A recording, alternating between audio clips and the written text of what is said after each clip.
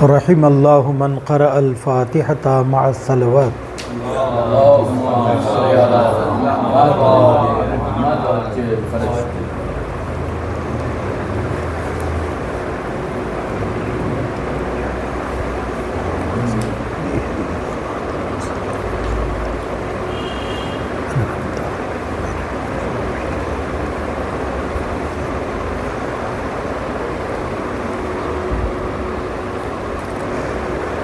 اعوذ باللہ من الشیطان الرجیم، بسم اللہ الرحمن الرحیم، وبہ نستعین وہو خیر ناصر ومعین، ربی یسر ولا تعسر وتمم بالخیر۔ اللہم صلی اللہ۔ اما بعد فقد قال اللہ تبارک و تعالی فی کتابہ المبین وہو اصدق الصادقین وقولہ الحق۔ بسم اللہ الرحمن الرحیم، لقد کان فی رسول اللہ اسوۃ حسنہ۔ صلوات۔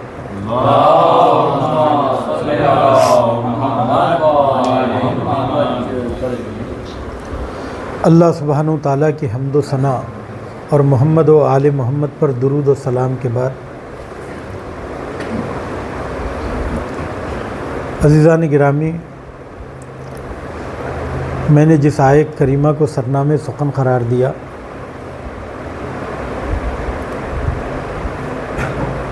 اس آیت کریمہ میں ارشاد رب العزت ہو رہا ہے کہ بالتحقیق رسول خدا کی سیرت تمہارے لیے بہترین نمونہ عمل ہے۔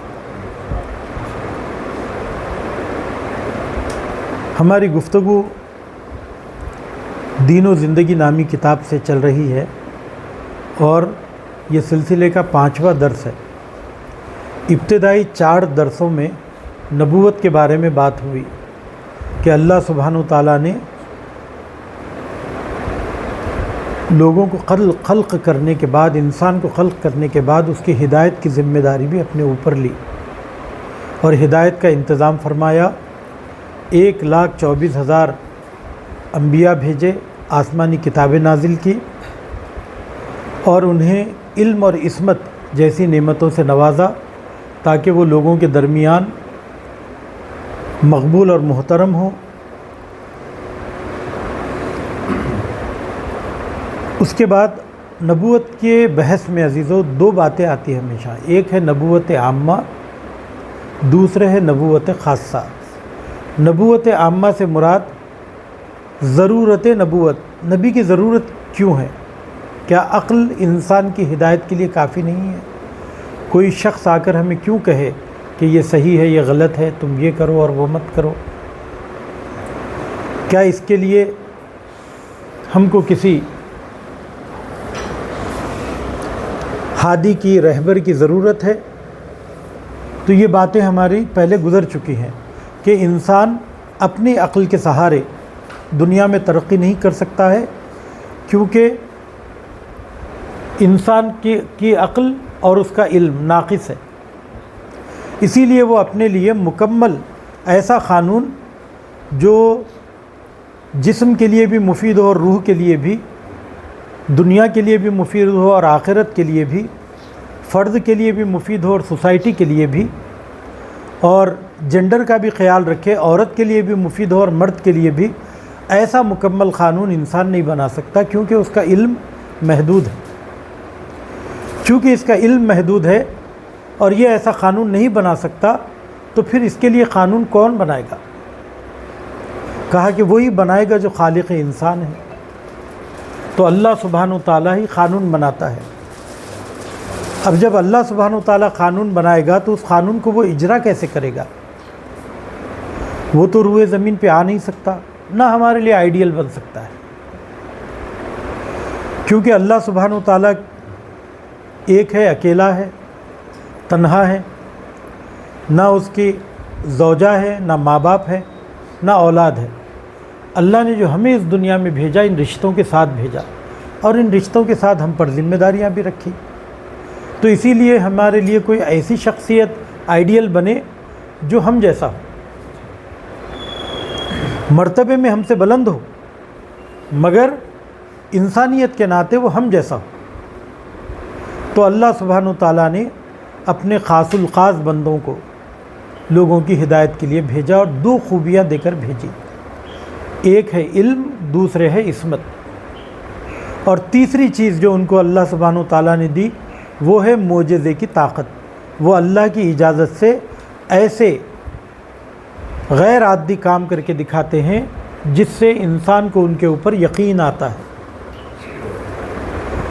اور وہ ان کی پیروی کرنے کے لیے تیار ہو جاتا ہے، ورنہ انسان کی آزادانہ طبیعت میں یہ ممکن نہیں ہے کہ وہ اپنے جیسے انسان کی پیروی کرے۔ ویسے بھی آزادانہ طبیعت میں یہ ہے ہی نہیں کہ وہ کسی کی بات کو مانے، کسی کا کہا سنے، مگر یہ کہ اس کے اندر کوئی ایسی جاذبیت ہو، کوئی ایسا اٹریکشن ہو، کوئی ایسی بات ہو جو ہمیں اس کے آگے جھکنے پر مجبور کرے۔ وہ کیا چیز ہے؟ وہ چیز ہے کمال۔ انسان فطرتاً کمال کے آگے جھکتا ہے۔ تو اللہ نے انبیاء کرام کو اور اہل بیت اعظام کو ایسے کمالات دیے جن کمالات کی وجہ سے انسان ان کے آگے جھکنے پر مجبور ہے۔ وہ کیا تھا؟ وہ کمالات یہی ہے، ایک علم ہے، ایک عصمت ہے، تیسری چیز جو علامہ نقر نے جو بہترین بات کہی محبت ہے۔ صاحب کمال سے سبھی محبت کرتے ہیں، مگر اور یہ فطری ہے یہ محبت کرنا۔ مثلا اگر کوئی صاحب کردار ہو، ہندو ہی کیوں نہ ہو، ہم اس کو عزت کی نگاہ سے دیکھتے ہیں۔ ایمان اور پاکیزگی کردار خود بخود انسان کا دل جھکاتا ہے۔ مدر ٹریسا کو کوئی آج برا نہیں کہتا جبکہ وہ مسیحی ہے، ٹھیک ہے، ہم ان کو عزت کی نگاہ سے یاد کرتے ہیں، ٹھیک ہے۔ امبیڈکر کو لوگ اچھی نگاہ سے دیکھتے ہیں کیونکہ انہوں نے سب کے لیے ایک مکمل قانون بنانے کی کوشش کی، اچھی نگاہ سے دیکھتے ہیں، کیوں؟ اس کردار کی وجہ سے۔ تو اہل بیت علیہم السلام کو بھی اللہ سبحانہ وتعالیٰ نے محبوب بنایا، کس وجہ سے؟ ایک تو ان کے پاس عصمت کی وجہ سے پاکیزہ کردار ہے، اور علم کی وجہ سے ایسی باتیں ہیں جو ہماری دنیا و آخرت کی ہدایت کا باعث ہے، ہم ان کو چاہتے ہیں۔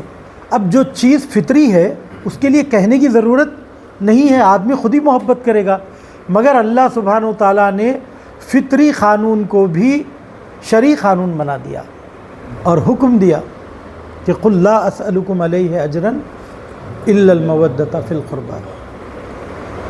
تو کیا محبت کسی سے اجباراً کی جا سکتی ہے؟ نہیں کی جا سکتی ہے، فطری طور پر محبت ہوگی، اور اہل بیت سے فطری محبت سب کے دل میں ہے۔ آج مسیحی بھی حضرت علی کی تعریف کرتا ہے، یہودی بھی حضرت علی کی تعریف کرتا ہے، کفار بھی تعریف کرتے ہیں، امام حسین کے گن گاندھی بھی گاتے ہیں، اور ہر مذہب کا آدمی ان کی آزاد منش طبیعت کی تعریف کرتا ہے۔ تو پھر یہ حکم کیوں دیا گیا؟ کہا کہ لوگ دنیا کے مشغلے میں فطرت کو بھول جاتے ہیں، اسی لیے اللہ نے اس کو ایک قانون بنا دیا اور کہا کہ اہل بیت سے محبت کرو۔ اور چوتھی چیز جو اہل بیت سے محبت کرنے یا ان سے آگے جھکنے، ان کے آگے جھکنے اور ان کو اپنا آئیڈیل بنانے کے لیے مجبور کرتی ہے، وہ ہے ان کی مظلومیت۔ دنیا میں ہزاروں لوگ مظلوم واقع ہوئے ہیں اور ان پر ظلم کیا گیا ہے، مگر ظالم نے جو ظلم کیا ہے وہ دنیا طلبی کے لیے کیا، اور مظلوم نے جو جنگ کی ہے وہ بھی دنیا طلبی کے لیے کی ہے۔ مال بچانا چاہتا تھا، جان بچانا چاہتا تھا، ناموس بچانا چاہتا تھا، اس سے آگے وہ نہیں بڑھا۔ لیکن کربلا کے میدان میں یہ سب کچھ لٹایا جا رہا تھا، کس کے لیے؟ یہاں آ کے انسان سوچنے پہ مجبور ہوتا ہے۔ تو امام حسین کو اپنی فکر نہیں تھی، اپنی اولاد کی فکر نہیں تھی، اپنی جان و مال کی فکر نہیں تھی، مقام و مرتبے کی فکر نہیں تھی۔ اگر فکر تھی تو مرضی پروردگار کی، چونکہ ایک بڑا مقصد چنا تھا، بڑا ہدف اپنے لیے چنا تھا، تو ان کا نام بھی اللہ کے نام کے ساتھ جاویدانی ہو گیا، اور اللہ جتنا محبوب ہے اتنا ہی امام حسین اور ان کے راہ پر چلنے والے محبوب ہو گئے۔ تو یہ اس وجہ سے چونکہ وہ شہید ہوئے مظلوم ہیں، ورنہ ہزاروں جگہ ظلم ہوا ہے، ہیروشیما پہ بم ڈالے گئے ہیں، مگر کیا ہم ان کی کہانیاں یاد کرتے ہیں، ان کا ذکر کرتے ہیں؟ نہیں، کیونکہ وہاں پر پوری دنیا داری تھی، جنگ بھی دنیا کے لیے تھی۔ یہاں پر چونکہ ساری للہیت ہے اور اللہ کے لیے جو مظلوم واقع ہوا ہے اس کو سب عزت کی نگاہ سے دیکھتے ہیں۔ تو یہ چار چیزیں عزیزوں، میں پورے دروس نہیں دہرانا چاہتا ہوں، فقط ایک اور بات یہ کہنا چاہتا ہوں کہ اہل بیت علیہم السلام اور انبیاء کرام کو جو فضیلتیں دی جاتی ہیں وہ دو قسم کی ہیں، ایک ہے وہبی، دوسرے ہے کسبی۔ وہبی کا مطلب وہ فضائل جس میں صاحب فضیلت کا کوئی ہاتھ نہیں ہوتا ہے۔ مثلا رسول خدا کو اللہ نے نبوت کے لیے چنا تو یہ اللہ کا انتخاب ہے، ان کو معصوم بنایا یہ اللہ کا انتخاب ہے، ان کو علم دیا یہ اللہ کا انتخاب ہے، انہیں اول مخلوق قرار دیا یہ اللہ کا انتخاب ہے، انہیں نورانی مخلوق بنایا یہ اللہ کا انتخاب ہے۔ تو یہ اللہ رحمت للعالمین بنایا یہ اللہ سبحانہ وتعالیٰ کا انتخاب ہے، اس میں رسول خدا کا اپنا کوئی کردار نہیں تھا۔ ایسے فضائل کو وہبی کہتے ہیں، اور ہماری محفلوں میں زیادہ تر جو فضیلتیں بیان کی جاتی ہیں وہ زیادہ تر وہبی مسائل بیان کیے جاتے ہیں۔ مثلا امام کا ائمہ کا نورانی مخلوق ہونا، ائمہ کے علم کے بارے میں، ائمہ کے معجزات اور کرامات کے بارے میں، یہ سن کر یقیناً ہم تعریف بھی کرتے ہیں، خوش بھی ہوتے ہیں، اور ہونا بھی چاہیے، وہ ان کی فضیلت کا حصہ ہے۔ مگر اس میں سے کوئی بھی گوشہ آپ کی پریکٹیکل لائف اور عملی زندگی کے لیے نمونہ عمل نہیں بنتی، نمونہ عمل نہیں بنتی ہے۔ ہم زانو ادب طے کرتے ہیں، اہل بیت زانو ادب طے نہیں کرتے، ہم خطائیں کرتے ہیں، اہل بیت خطائیں نہیں کرتے، ٹھیک ہے؟ تو ہم یہاں پر آ کر آئیڈیل نہیں بنا سکتے ہیں، تو پھر کن فضیلتوں میں ہم اہل بیت کو اپنا آئیڈیل بنائیں گے؟ وہ فضائل جو کسبی ہیں۔ کسبی فضیلتوں سے کیا مطلب ہے عزیزو؟ جو اپنی ذاتی محنت سے انسانی کمالات حاصل کرنا۔ سلام۔ آپ کہیں گے کہ اہل بیت تو پہلے سے کامل ہے، فاضل ہے، اللہ نے انہیں مکمل بنا کر بھیجا، صاحب فضیلت بنا کر بھیجا۔ نہیں عزیزان گرامی، اہل بیت علیہم السلام نے اس دنیا میں آنے کے بعد اللہ کے دیے ہوئے علم کی روشنی میں اور علم کی روشنی میں مکمل اختیار کے ساتھ اس کی شریعت اور قوانین پر عمل کر کے خود کو عصمت کے اتنے قابل بنایا، تب وہ کہیں جا کے ہمارے لیے آئیڈیل بنے۔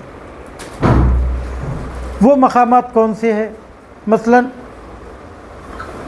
پیغمبر خدا کی انصاف پسندی۔ انصاف پسندی یہ کوئی فیڈ کرنے والی چیز نہیں ہے، اسے پریکٹیکل عمل میں دکھانا پڑتا ہے، اور پیغمبر خدا نے وہ دکھایا ہے۔ نسل پرستی سے دوری، رسول خدا نے کہا کہ انا اکرمکم عند اللہ اتقاکم، اللہ کا فرمان ہے کہ تم میں صاحب فضیلت و کرامت وہ شخص ہے جو زیادہ متقی ہو۔ تو یہ نہیں کہا جو ہاشمی ہو وہ زیادہ معتبر ہے، جو سید ہو وہ زیادہ معتبر ہے، جو مرد ہو وہ زیادہ معتبر ہے، جو فلاں قبیلے کا ہو وہ زیادہ معتبر ہے، یہ بات نہیں کہی۔ تو نجات طلبی آپ کے اندر نہیں ہے۔ دوسری چیز، آپ نے اپنی زندگی میں نبی ہونے کے باوجود، معصوم ہونے کے باوجود، صاحب اعجاز ہونے کے باوجود ایسی زندگی نہیں گزاری جو غیر عادی ہو۔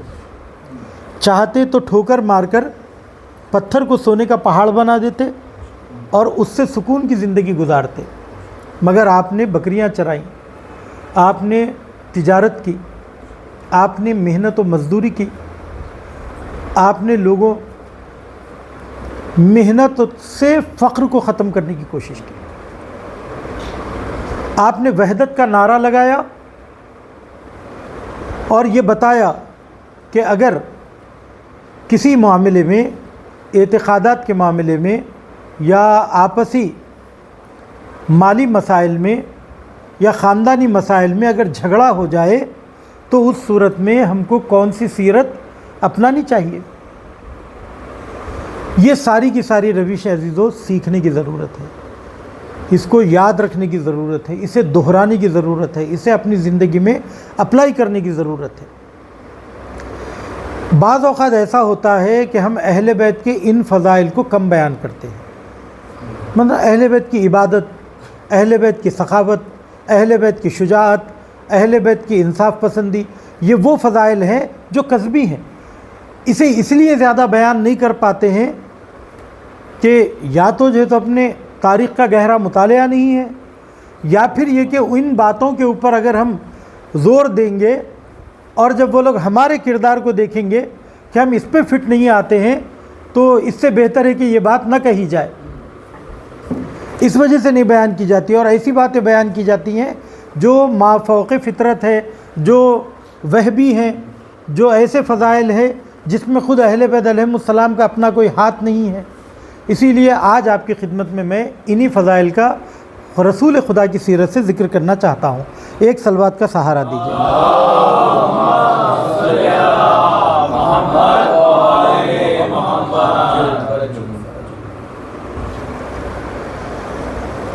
اس سے پہلے ایک بات کے بارے میں بتایا تھا. اس درس کا ہمارا نام ہے پیغمبر اکرم کی خصوصیات.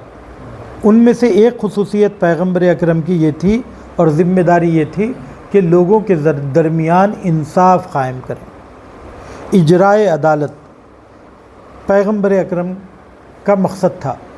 اور عملی اعتبار سے پریکٹیکلی آپ حکومت جب تک حکومت قائم نہ کریں انصاف قائم نہیں کر سکتے.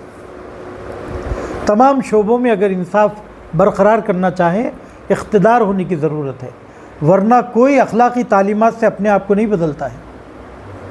وہاں پر قدرت کی ضرورت ہے. شراب کی دکان کو اگر روکنا ہے تو طاقت کی ضرورت ہے. بت پرستی کو روکنا ہے تو طاقت کی ضرورت ہے. بہت سارے، ہم تو کفار مشرکین کی کیا بات ہے، خود اہل اسلام کو قبول کرنے کے بعد اس کے تمام قوانین پر عمل پیرا نہیں ہوتے ہیں اور اس کی مخالفت کرتے ہیں، سر عام مخالفت کرتے ہیں. نماز کا مذاق اڑاتے ہیں، روزے کا مذاق اڑاتے ہیں، کھلم کھلا سود کھاتے ہیں. اس کی حرمت آج ہم جانتے ہیں، مگر ہمارے اندر یہ سارے کے سارے عیوب پائے جاتے ہیں. لیکن کیوں بدل نہیں رہے ہیں؟ اس لیے نہیں بدل رہے ہیں کہ کوئی قانون کا ڈنڈا نہیں ہے، طاقت نہیں ہے. اسی وجہ سے عراقی اور ایرانی اور لبنانی ہماری تعریف کرتے ہیں، کہتے ہیں کہ اگر تم ہندوستان میں رہتے ہوئے جہاں پر میڈیا کی آزادی ہے، بے پردگی کی آزادی ہے، سود خوری کی آزادی ہے، اور جو تو اپنے چوطرف سے مختلف قسم کے ازم تم کو ٹیلی ویژن سے دکھائے جاتے ہیں، ڈراموں کی شکل میں، سیریلوں کی شکل میں، فلموں کی شکل میں، اس کے باوجود اگر تم اپنی ہویت کو بچاتے ہو، اپنی شخصیت کو بچاتے ہو، اپنی اسلامی پہچان کو بچاتے ہو، تو یہ تمہارے لیے بڑی بات ہے. ٹھیک ہے. اور اگر ہم یہ نہیں کر پاتے ہیں تو یقیناً ہم نے جو تو اپنے کیا کیا، طبیعتاً سیکولر ہے. ٹھیک ہے. باہر بے دین، گھر میں دیندار. نماز پڑھ لی، مجلس کر لی، دیندار. کرتا پیجامہ پہن لیا، داڑھی رکھ لی، دیندار. اس کے بعد جب باہر نکلے، کاروبار میں دین کی رعایت نہیں کر پا رہے ہیں، دفتروں میں حجاب کی رعایت نہیں کر پا رہے ہیں. ٹھیک ہے.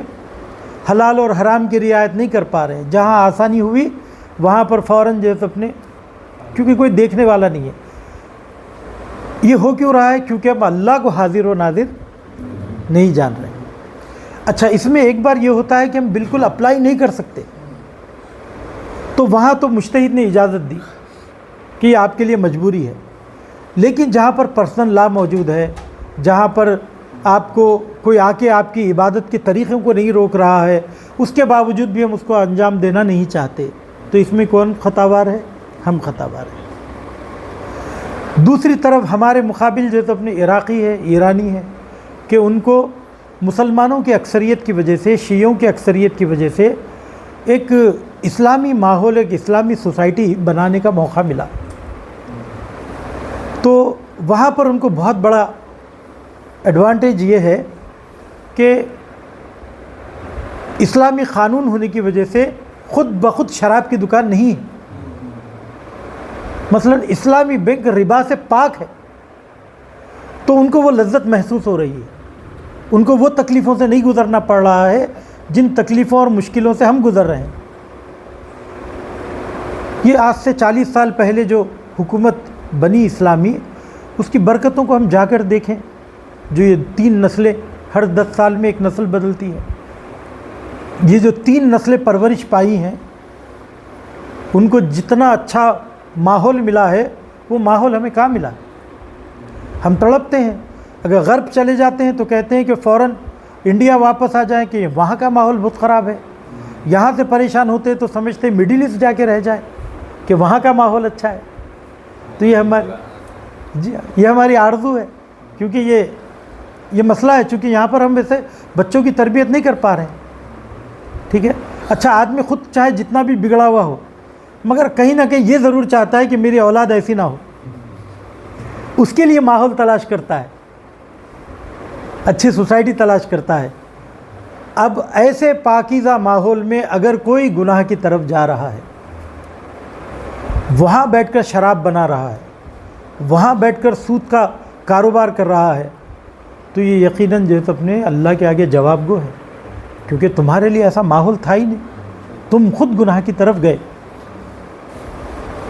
تو عزیزو، یہ برکت ہے مملکت اسلامی کے، اور وہ لوگ یہ کیوں کر سکے، ایسا قانون کیوں قائم کر سکے؟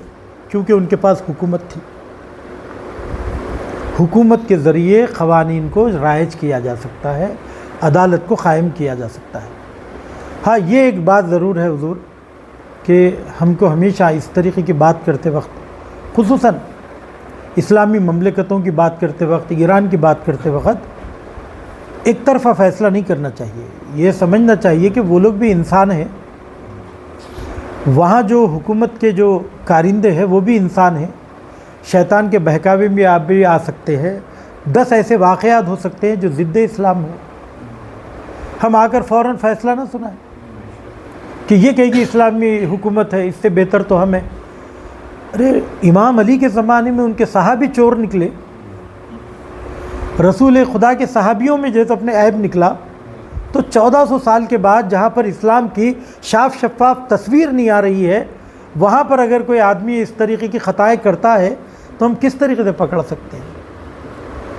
تو نہ آنکھ بن کر کے تعریف کرنا چاہیے، نہ ہر برائی کو پکڑنے کی کوشش کرنا چاہیے. یہ کوشش کرنا چاہیے کہ بھائی آپ جو جتنا اچھا ہے اس کو اتنا اچھا کہیں، جو جتنا خراب ہے اس کو اتنا خراب کہیں. ہمارے پاس معاملہ سب شدت پسندی کا ہے. جو انقلابی مزاج کے ہیں تو ایسے انقلابی کہ ان کو کوئی عیب دکھائی نہیں دیتا ہے. ٹھیک ہے، اندر جو ہے وہ سڑ رہا ہے، دلدل کی طرح پک رہا ہے، اوپر جو ہے اپنے ایک انقلاب کا چمکیلا ورق لگا ہوا ہے، آپ اسی کو دکھا رہے ہیں. یہ بھی غلط ہے. ٹھیک ہے، اور ہزاروں خوبیاں ہیں، خوبیاں عملی میدان میں سرے عام وہ لوگ دکھا رہے ہیں. وہ اگر وہ اسلامی تعلیمات اور اہل بیت کی تعلیمات نہ ہوتی تو کون اس دنیا داری کے دور میں یہ کام کرے گا کہ فلسطین کی حمایت کے لیے اپنی حکومت کو داؤ پہ لگائے. اپنے حکومت کا بھئی اگر یہ لوگ ہتھیار بھیجتے ہیں، ایک ہتھیار کے بنانے میں کتنا وقت سرمایہ لگتا ہے. ایک سمندری میزائل بنانے کے لیے کہتے ہیں کہ تیسری دنیا کے پہلی کلاس سے 5ویں کلاس تک کے بچے 10 سال تک فری پڑھ سکتے ہیں. اتنا پیسہ ایک اسلحے پہ لگتا ہے. ایسے اسلحے وہ فراہم کر رہا ہے یمنیوں کو، لبنانیوں کو. کس کی خاطر؟ کہا کہ ظالم کے خلاف آواز اٹھانا ہے. اچھا، صرف اسی کے لیے نہیں بول رہا ہے. برما میں ظلم ہوا، آواز اٹھائی. کہیں اور ظلم ہوا، آواز اٹھائی. یہ اسلامی حکومت کی برکت ہے یا نہیں ہے؟ یہ خوبی قابل تعریف ہے یا نہیں ہے؟ مگر ہم شیعہ ہی لوگ اعتراض کرنے لگتے ہیں. بعض اوقات کہتے ہیں کہ جو تو اپنے آپ ناصبیوں کی مدد کیوں کر رہے ہیں. یہ نہیں دیکھ رہے ہیں کہ کلمہ گو ہے. جب تک کوئی کھلم کھلا آ کر اہل بیت کی مذمت نہ کرے تب تک آپ اس کو ناصب ہی نہیں کہہ سکتے۔ اب یہاں پر یہ انسان دوستی کا ثبوت دے رہا ہے اور ہم وہاں پر کہہ رہے ہیں کہ یہ کیسے ممکن ہے، یہ نہیں ہونا چاہیے۔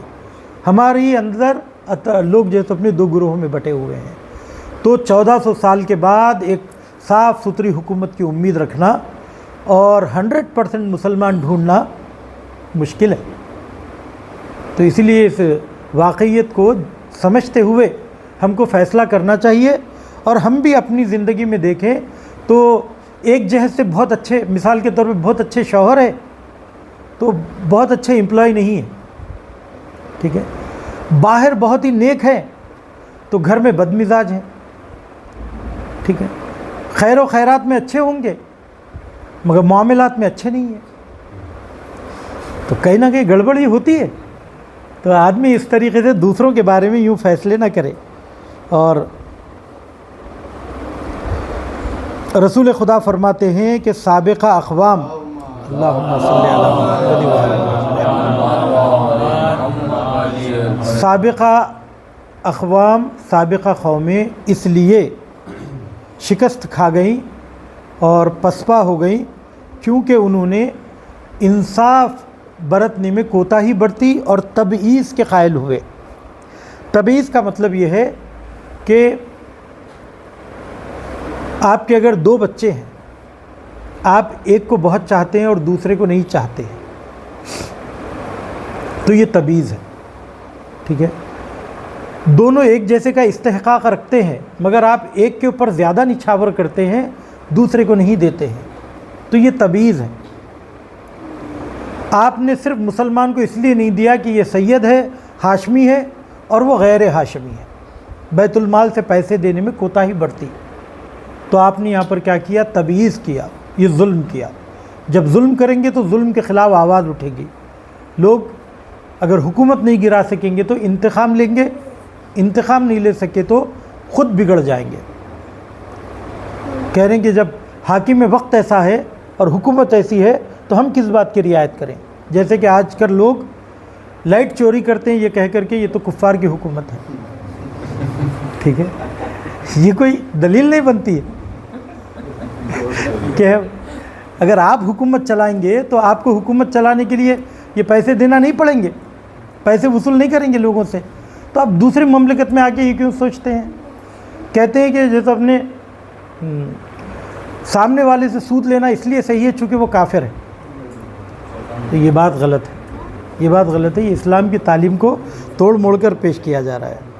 اچھی بات، اگر کوئی قدرت مند آدمی، قبیلے کا پاورفل آدمی اگر چوری کر لے تو اس کے خلاف کارروائی نہیں ہوتی، ٹھیک ہے، کیونکہ وہ طاقتور ہے، ہمارا زور اس پر نہیں چلتا ہے۔ کوئی اگر کمزور آدمی ہاتھ آ جائے تو اسے چھوڑتے نہیں ہیں، ٹھیک ہے۔ ایسے ہی ابھی سب جگہ ہو رہا ہے، عوام الناس کا بھی مزاج ایسے ہی بن چکا ہے۔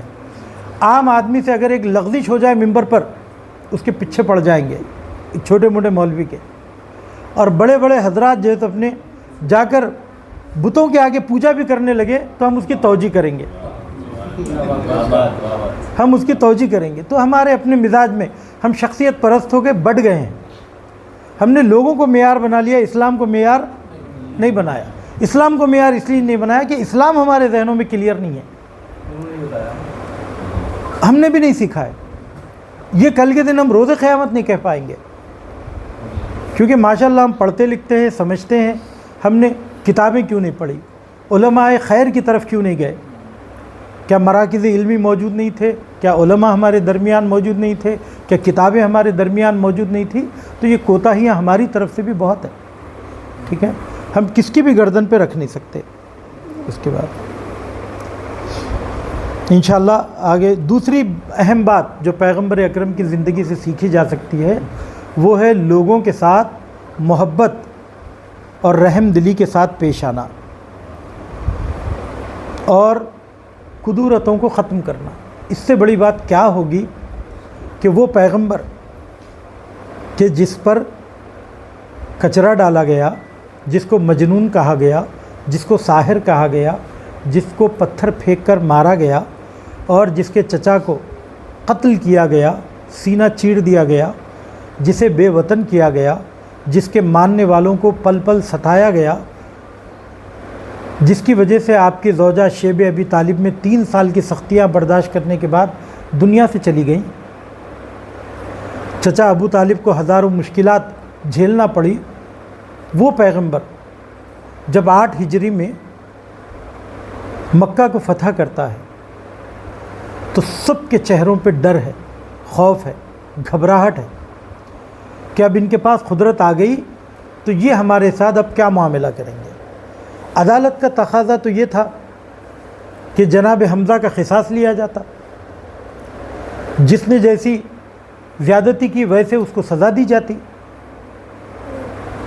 اور صحابیوں نے اسی طریقے کے نعرے بھی لگائے، اب تمہاری خیر نہیں۔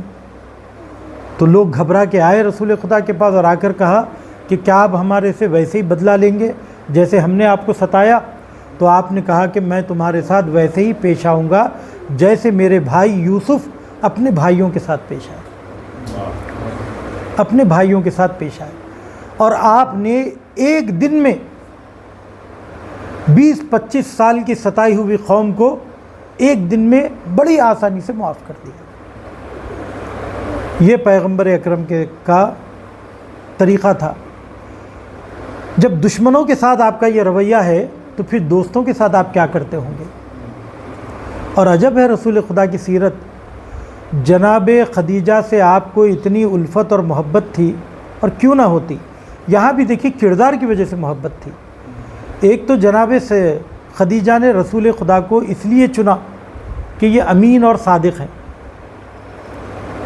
کسی دولت کی وجہ سے نہیں چنا، کسی قوم قبیلے کی وجہ سے نہیں چنا، امین اور صادق دیکھ کر چنا۔ اور جب آپ نے نبوت کا اعلان کیا تو دنیا میں سب سے پہلی عاشق رسول جس نے بغیر کسی شک و شبہ کے حمایت کی وہ جناب خدیجہ تھی۔ انسان دنیا میں لاکھ کامیاب ہو جائے باہر، لیکن اولاد سے اور بیوی سے عزت نہ ملے تو اس کو کسی بھی کامیابی کی خوشی نہیں ملتی ہے۔ رسول خدا کو یہ خوشی گھر کے ماحول میں تھی۔ یہ ایسا پاکیزہ اور محبت آمیز ماحول کس نے فراہم کیا؟ جناب خدیجہ نے۔ پھر ایک بار آئیں اور آ کر اپنی ساری دولت رسول خدا کے سامنے رکھ دی، شیب ابی طالب کے زمانے میں، کہا کہ یا رسول اللہ، میں آپ کی زوجہ ہوں، آپ کی کنیز ہوں، یہ دولت میری دولت ہے جو میں آپ کی خدمت میں دے رہی ہوں، آپ اسلام کی ترویج کے لیے خرچ کیجیے۔ اور اتنا خرچ کیا کہ اپنی بیٹی کو جہیز دینے کے لیے پیسے نہیں تھے رسول خدا کے پاس۔ اور جب دنیا سے گئی تو کس شان سے گئی؟ کہا کہ میں نے زندگی میں رسول سے کچھ طلب نہیں کیا، مگر اب آخری وقت ایک چیز مانگنا چاہتی ہوں۔ وہ بھی زبان سے کہنے کی ہمت نہیں ہوئی تو جناب فاطمہ زہرا کو بلایا اور بلا کر کہا کہ بیٹی، اپنے بابا سے کہنا کہ جب میں دنیا سے چلی جاؤں تو مجھ کو میری ابا کا کفن دے۔ مانگا تو ابا کا کفن مانگا۔ اور پھر ایک اور خوبی یہ کہ ولود ہے، یعنی اللہ نے آپ کے ذریعے رسول خدا کو صاحب اولاد بنایا، اولاد عطا فرمائی، اور یہ بہت بڑی نعمت رسول خدا کے لیے تھی۔ اور کیسی کہ تمام ائمہ کی نانی ہیں آپ، جدہ ماجدہ ہے، ٹھیک ہے، اور جنت کی جو 4 خواتین ہیں ان میں سے ایک نام جناب خدیجہ کا ہے۔ ایسی خاتون سے اگر رسول خدا محبت نہ کریں تو کیا کریں؟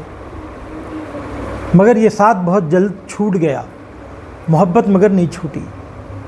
آپ دنیا سے چلی گئیں، رسول خدا مدینہ منورہ آ گئے، لیکن آپ کو اگر یہ پتہ چلتا کہ مکہ سے کوئی خاتون آئی ہے جو جناب خدیجہ کی سہیلی ہے تو آپ اس کے گھر تحفہ بھیجتے تھے۔ جب بھی اپنے گھر بکرا کاٹتے تھے تو گوشت اپنی بیوی کے سہیلیوں کو بھیجتے تھے۔ تو یہ رفق و محبت، یہ مدارہ، یہ محبت کا اظہار رسول خدا کی سیرت کا حصہ ہے، اور کرنا بھی چاہیے۔ دوستوں سے محبت کا اظہار کرنا چاہیے طریقے سے، زوجہ کے ساتھ، بچوں کے ساتھ، ٹھیک ہے۔ یہ رسول خدا کا طریقہ تھا۔ اس کے بعد ایک اور چیز جو پیغمبر اکرم کی ذات کا نمایاں حصہ ہے وہ ہے کہ ہدایت کے لیے، لوگوں کی ہدایت کے لیے آپ بے چین رہتے تھے، اور سارا ذمہ اپنی گردن پہ لے کر یہ کہتے تھے کہ میری ہی تبلیغ میں معاذ اللہ کوئی کوتاہی ہے جس کی وجہ سے یہ لوگ دائرۂ اسلام میں نہیں آ رہے، جبکہ رسول خدا کو طبیب دوار بطبہ کہا گیا۔ پیغمبر اکرم وہ طبیب ہیں جو پھر پھر کر لوگوں کا علاج کرتے ہیں۔ ڈاکٹر کا کلینک ہوتا ہے، لوگ اس کے پاس آتے ہیں، ندی اور کنویں تک لوگ آتے ہیں، مگر رسول خدا ایسی ہستی تھی کہ لوگوں کو ڈھونڈ ڈھونڈ کر ان کی ہدایت کا انتظام فرماتے تھے۔ یہاں تک کہ اللہ نے کہا کہ آپ کا کام صرف تبلیغ ہے، ہدایت کرنا میرا کام ہے، اسی لیے آپ اپنے آپ کو اتنا پریشان مت کریے۔ تو ہدایت، اور یہ ہدایت کا جذبہ کس کے اندر آئے گا؟ جس کے اندر انسان دوستی ہوگی۔ یہ چیز بھی ہم کو سیکھنے کی ضرورت ہے عزیزو۔ اگر آپ کامیاب ہیں، آپ کے دل میں یہ تڑپ ہونی چاہیے کہ ہمارے مذہب کا جوان بھی کامیاب ہو، جو بھی فن ہے، ہنر ہے، جو بھی صلاحیت آپ کے اندر ہے، وہ دوسروں تک، اپنے چھوٹوں تک منتقل کرے، ان کو سکھائیں، تاکہ سماج میں خوبیاں عام ہوں، باصلاحیت افراد بڑھیں۔ اپنے تک محدود رکھنا، علم کو اپنے تک محدود رکھنا، صلاحیت کو اپنے تک محدود رکھنا، یہ سرور کائنات کی سیرت نہیں ہے۔ زندگی کے آخری لمحے تک پیغمبر اکرم اسی کیفیت میں تھے۔ پانچویں چیز عزیزو، جلدی میں آگے بڑھ رہا ہوں، پانچویں چیز فقر و تنگ دستی سے مقابلہ۔ یہ ایک مشن تھا سرور کائنات کا۔ اسی لیے آپ عام طور پر سماج میں کیا ہوتا ہے، صاحبان ثروت کی عزت ہوتی ہے۔ لوگ یا تو خاندانی لوگوں کے ساتھ اپنے رشتے جوڑنا چاہتے ہیں، یا علماء کے ساتھ اپنے رشتے جوڑنا چاہتے ہیں، یا صاحبان قدرت کے ساتھ اپنے رشتے جوڑنا چاہتے ہیں، یا صاحبان ثروت کے ساتھ اپنے رشتے جوڑنا چاہتے ہیں۔ غریب آدمی بھی ہوگا تو چاہے گا کہ ان کے ساتھ جڑا رہے، ان کے ساتھ تصویر کھنچائے، ان کے ساتھ میدان میں لوگوں کے سامنے آئے، تاکہ لوگ سمجھیں کہ دیکھو یہ بھی کتنا باعزت ہے، اگر یہ نہ ہوتا تو اسے وہ کیوں ساتھ رکھتے اپنے۔ مگر رسول خدا کا شیوا یہ تھا کہ کمزور اور تنگ دست لوگوں کے ساتھ اٹھتے بیٹھتے تھے، ان کو عزت دیتے تھے۔ ایک تو کام کی تشویق کرتے تھے، خوب خود بھی کام کرتے تھے۔ 22 سال کی عمر میں، بلکہ 12 سال کی عمر میں اپنے چچا کے ساتھ تجارت کے سفر پہ نکلے، اور 18 سال کی عمر میں یا 18 سال کی عمر میں جناب خدیجہ کا مال لے کر شام کی طرف گئے۔ تو پیغمبر اکرم نے اپنی زندگی میں محنت کی، نبی ہونے کے باوجود دوسروں کے بھروسے نہیں رہے، اہل بیت علیہم السلام نے کام کیا۔ یہ طبیعت ہمارے اندر ہونی چاہیے۔ ماشاءاللہ آپ سب تو ماشاءاللہ نوکری سے لگے ہوئے ہیں، کام کر رہے ہیں، اور کسب معیشت کے لیے اپنا وطن چھوڑ کر آئے ہیں، لیکن سب یہ جانتے ہیں کہ اپنے اپنے وطن میں، ہمارے حیدرآباد میں، آپ کے اپنے علاقوں میں کتنے ایسے نوجوان ہیں جو دن بھر وقت ضائع کرتے ہیں۔ یا تو ان کے آرزو ہے کہ ہم باہر جائیں گے تو ہی کام کریں گے، باہر کے خواب دیکھتے ہیں، یا کہتے ہیں بڑی رقم ملی تو تجارت کریں گے۔ ان کو چھوٹا کام کرنا عیب دکھتا ہے، جبکہ حضرت علی علیہ السلام کی سیرت دیکھیں،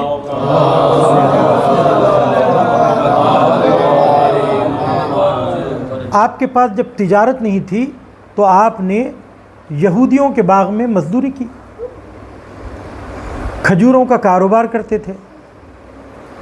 جب جنگ کا موقع ملا تو فوجی بن کر خدمت انجام دی، جب حکومت چلانے کی باری آئی تو حکومت چلائی۔ 25 سالہ دور حکومت میں کام کرنے کے لیے موقع نہیں تھا تو کھیتی باڑی کرتے رہے، باغات وہ آپ نے بنائے، اور اتنی دولت آپ کے پاس تھی کہ مہینے بھر میں یہ ڈھیر جمع ہو جاتا تھا۔ مگر اس زمانے میں غربت بھی اتنی زیادہ تھی تو اپنی آپ ساری دولت اور ثروت کو لوگوں کے درمیان تقسیم کر دیا کرتے تھے۔ اور آپ کی حدیثوں سے پتہ چلتا ہے کہ آپ نے کس طریقے سے فقر کو ختم کرنے کی کوشش کی، رسول خدا نے کس طریقے سے فقر کو ختم کرنے کی کوشش کی۔ آپ نے کہا کہ الفقر یعقب الکفر، انسان جب تنگ دست ہوتا ہے تو کفر اس کو گھیر لیتا ہے. جب دیکھتا ہے انسان اپنی بنیادی ضرورتوں کو بھی پورا نہیں کر پا رہا ہے، اپنی اور اپنے بیوی بچوں کی، تو وہ پہلے یہ کہتا ہے کہ یا تو اللہ عادل نہیں ہے معاذ اللہ، اگر ہوتا تو وہ مجھے دیکھتا. اور اگر اللہ کی عدالت کا انکار نہ کرے، اللہ کی عدالت کا پہلے انکار کرتا ہے، اگر اللہ کی عدالت کے ساتھ ساتھ بعد میں کہتا ہے کہ خدا ہی نہیں ہے، اگر وہ ہوتا تو کیا یہ نہیں دیکھتا؟ تو الفقر یعقب الکفر، الفقر یفسد الاخلاق. جب تنگ دستی بڑھ جاتی ہے تو انسان کا اخلاق خراب ہو جاتا ہے. دن بھر بیوی بچے کچھ نہ کچھ طلب کر رہے ہیں تو ایک بار جواب دے گا، 2 بار جواب دے گا کہ ابھی نہیں ہے لاؤں گا، آخر میں غصے میں آنے لگتا ہے، گالی گلوچ کرنے لگتا ہے، ڈانٹنے ڈپٹنے لگتا ہے. پھر وہ چیز اس کی مزاج کا حصہ بن جاتی ہے. باہر بھی جاتا ہے تو سب سے الجھ جاتا ہے. جب وہ دیکھتا ہے کہ خود مسئلے کو حل نہیں کر پا رہا ہے تو اس فقر و تنگدستی سے گھبرا کر بد رفتاری پر آمادہ ہو جاتا ہے. ممکن ہے چوری چکاری کرنے لگے، فساد برپا کرنے لگے کہ مثلا اگر حق تم نہیں حاصل کر سکتے ہو تو چھین لو، تمہیں اگر حق نہیں مل رہا ہے تو چھین لو. کبھی جو تو اپنے رابن ہوڈ بن کے دوسروں کو چوری کر کے تیسرے کی مدد کرتا ہے. ٹھیک ہے، تو یہ بھی غلط ہے کہ اگر مقصد نیک ہے تو راستہ بھی نیک ہونا چاہیے. تمہارے پاس جو اتنا ہے اس سے خرچ کرو، اس سے تم اپنے آپ کو ہمدرد نہیں بنا سکتے. ہمیشہ جنگ لڑو تو قانونی جنگ لڑو. غیر قانونی جنگ لڑنے سے صرف اور صرف فساد عام ہوگا اور انتقام کا جذبہ ابھرے گا. پھر ایک جگہ حضرت فرماتے ہیں، یہ عجیب جملہ ہے عزیزو، الفقر موت الاکبر، فقر و تنگ دستی بڑی موت ہے. اب بڑی موت کیا مطلب؟ کوئی چھوٹی موت بھی ہوتی ہے. کہا کہ شہرگے گردن کٹی یا سانس رکی، آدمی مر گیا، یہ چھوٹی موت ہے. لیکن سماج میں آدمی غریب رہے اور اس کی غربت کی وجہ سے لوگ اس کو قریب کرنا پسند نہ کرے تو یہ پل پل مرتا ہے، بار بار مرتا ہے. رشتہ دار عزت نہیں دیتے ہیں، دولت مند عزت نہیں دیتے ہیں، سماج میں لوگ گرا کر دیکھتے ہیں، قریب آیا تو ڈرتے ہیں کہ کہیں خرچ تو نہیں مانگ لے گا. تو جب ایسی حالت ہو جاتی ہے، اس حالت سے نکلنے کے لیے کیا ضروری ہے؟ کمانا ضروری ہے، محنت کرنا ضروری ہے. اور کمانا اور محنت کرنا کس کے لیے ضروری ہے؟ مسئلہ یہاں پر آ کر ہے، کس لیے کمایا جائے، کتنا کمایا جائے، کب تک کمایا جائے، اس کو سمجھنا ضروری ہے. کہا کہ 3 چیزوں کے لیے پیسہ کماؤ. ایک، اپنی ذاتی ضرورتوں کو پورا کر سکو. دوسرے، قرض ادا کر سکو. تیسرے، رشتہ داروں کی مدد کر سکو، صلہ رحم کر سکو. یہ مقصد اگر دولت کمانے کا بن جائے تو آدمی گھبرائے گا نہیں کہ میں اس پیسے کا کیا کروں. ایک نئی کار لے لی پھر دوسری لوں، دوسری لے لی پھر تیسری لوں. آپ کو اتنے کاروں کی ضرورت نہیں تھی مگر آپ کے پاس آئیڈیا نہیں ہے. ابھی تک ہم کو تحفے دینے کا سلیقہ نہیں آیا. مثلا ایک آرٹیفیشل جھاڑ خرید کے دیں گے کہ ان کے گھر میں بڑا خوبصورت لگے گا. شاید اس شخص کو جس نے اتنی محنت کی دعوت کی اس کو پیسے کی ضرورت ہو، وہ آپ کے پیسے ملیں گے تو کہیں پہ لگائے گا، کام میں لائے گا. مگر آپ اس کو لے جا کر ایک فوٹو دیں گے، ایک تصویر دیں گے. تو ہم کو تحفہ دینے کا سلیقہ نہیں آیا ہے. تو کمانا کس لیے چاہیے؟ اس کام کے لیے کما. لا یحب جمع المال، عجب جملہ ہے. لوگ کہتے ہیں کہ پیسہ کمانا دنیا داری ہے. پیغمبر خدا فرماتے ہیں کہ اس شخص میں کوئی خیر و خوبی نہیں ہے جو پیسہ کمانا پسند نہیں کرتا ہے.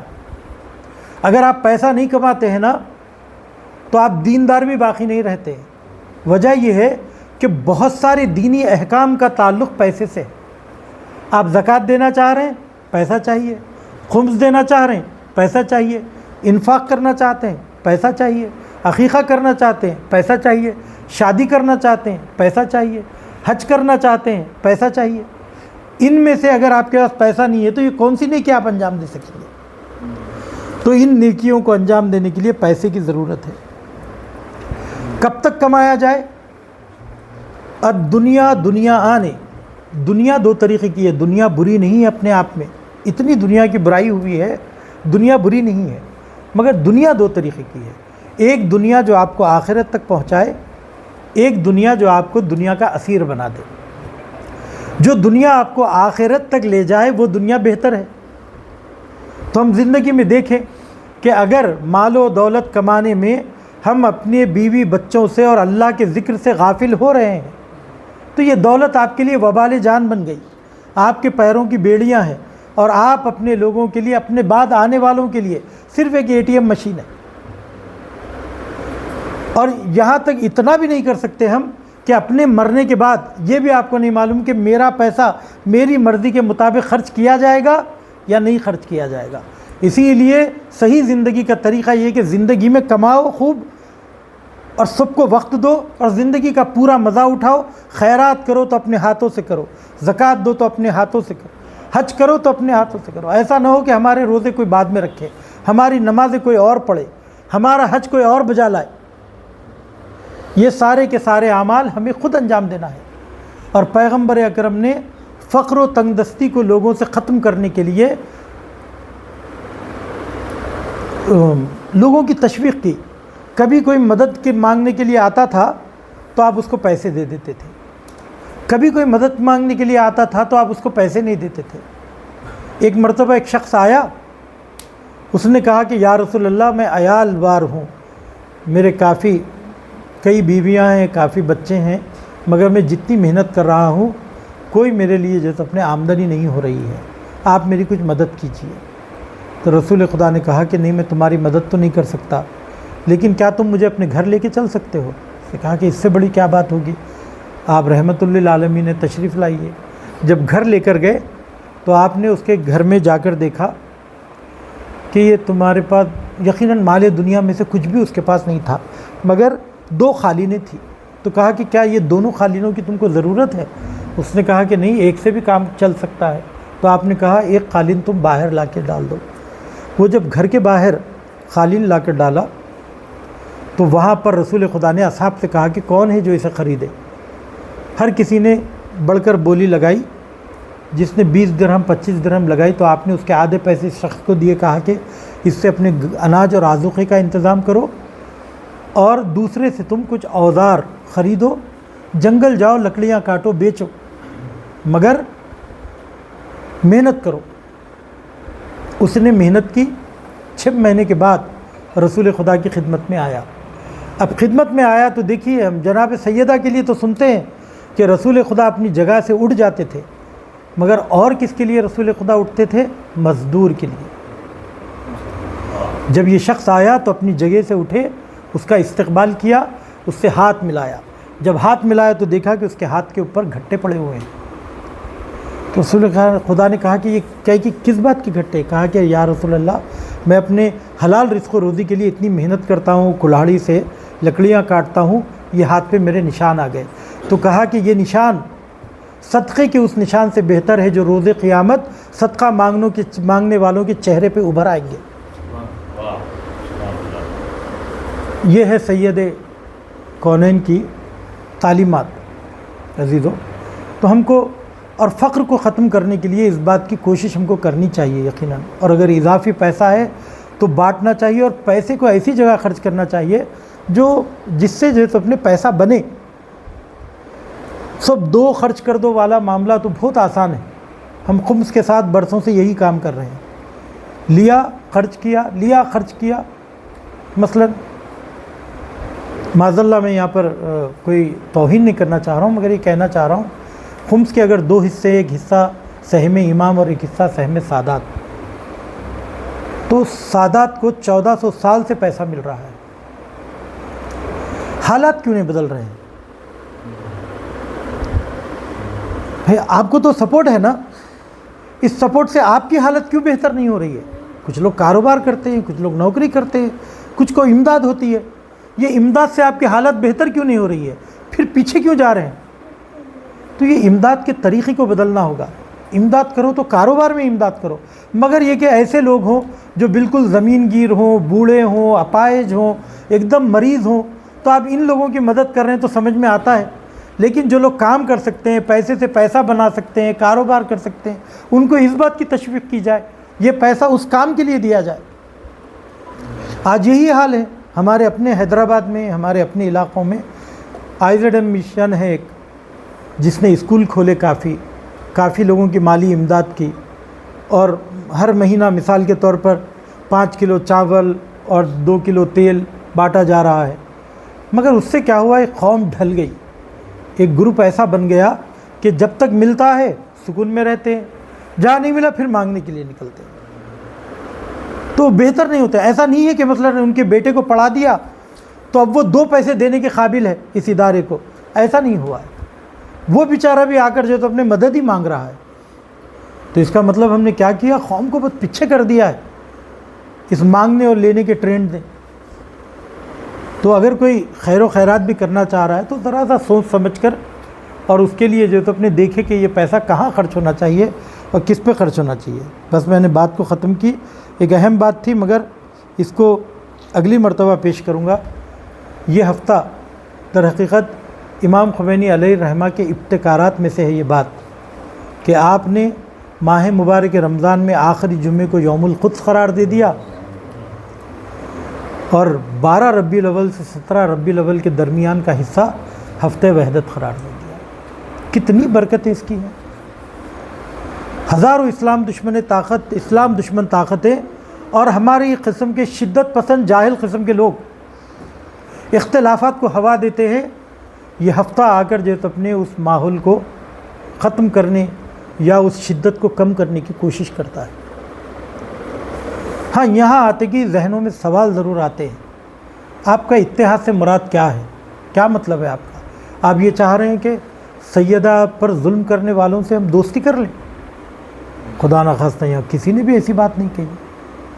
تو پھر اتحاد کا مطلب کیا ہے؟ تو اس بات کو یوں سمجھیے عزیزوں کہ اتحاد کس قسم کا ہوتا ہے۔ ایک مرتبہ 2 باٹل آپ ایک ساتھ رکھ دیے تو کہہ سکتے ہیں کہ یہ ایک لائن میں کھڑے ہوئے ہیں، الگ الگ ہے مگر ساتھ ہے، ٹھیک ہے۔ ایک مرتبہ آٹے میں آپ نے نمک ڈالا، پانی ڈالا اور گوندھ دیا، یہ ایک طریقے کا اتحاد ہے، ٹھیک ہے۔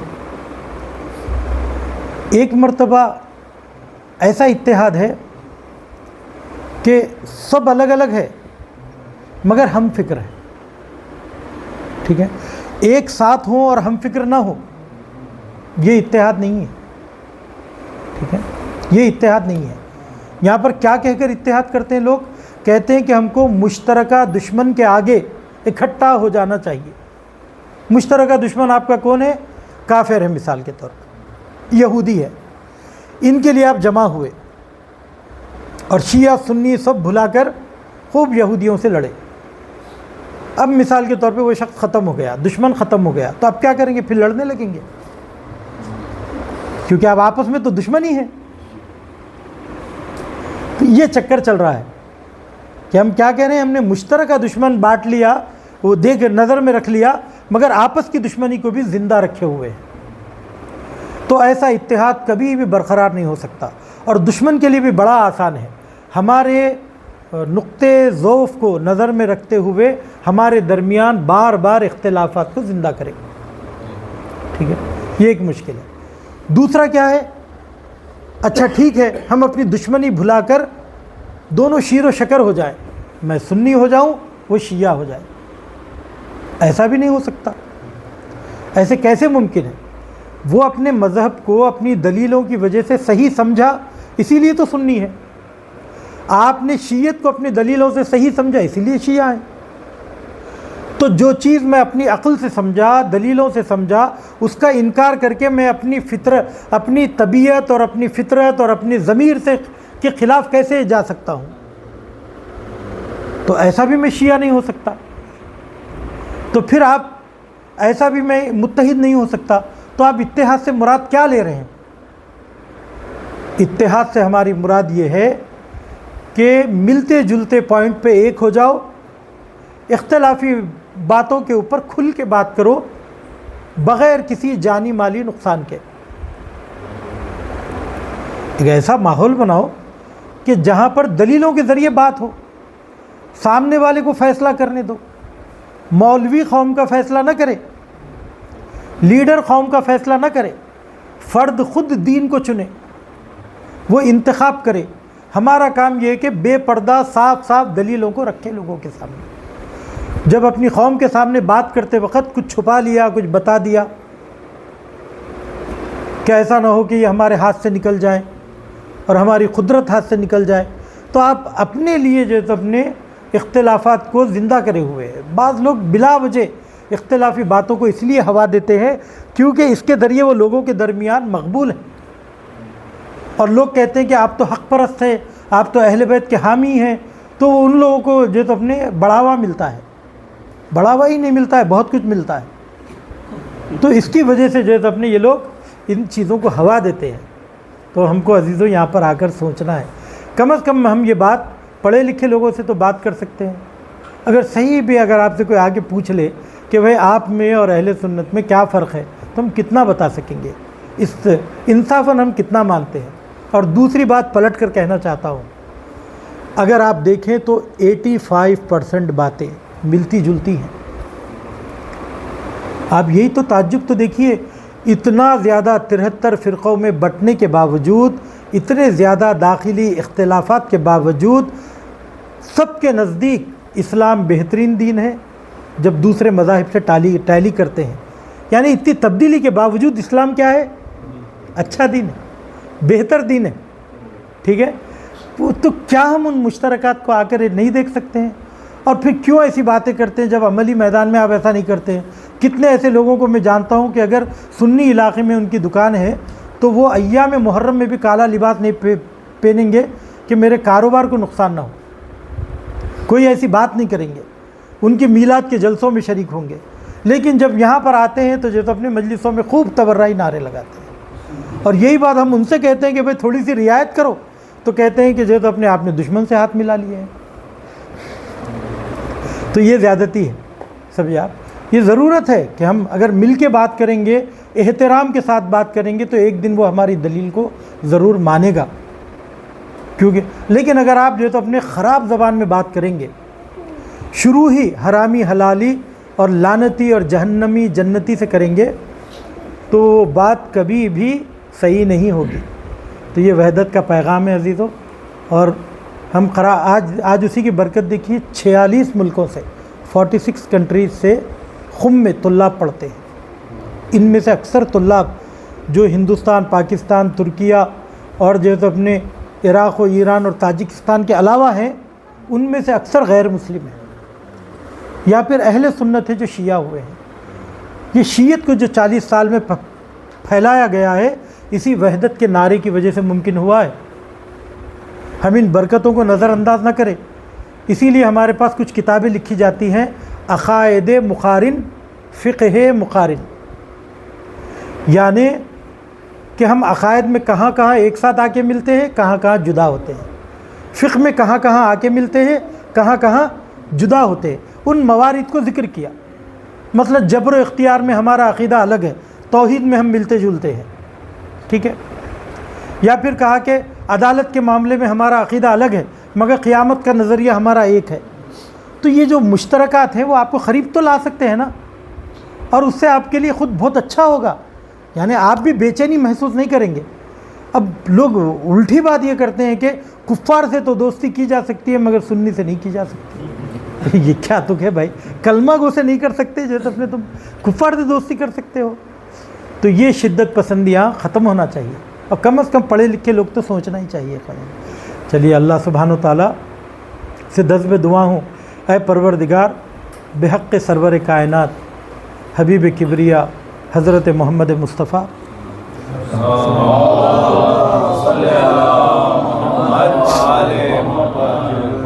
ہماری تمام دلی حاجات کو برلا، ہمارے مرحومین کی مغفرت فرما.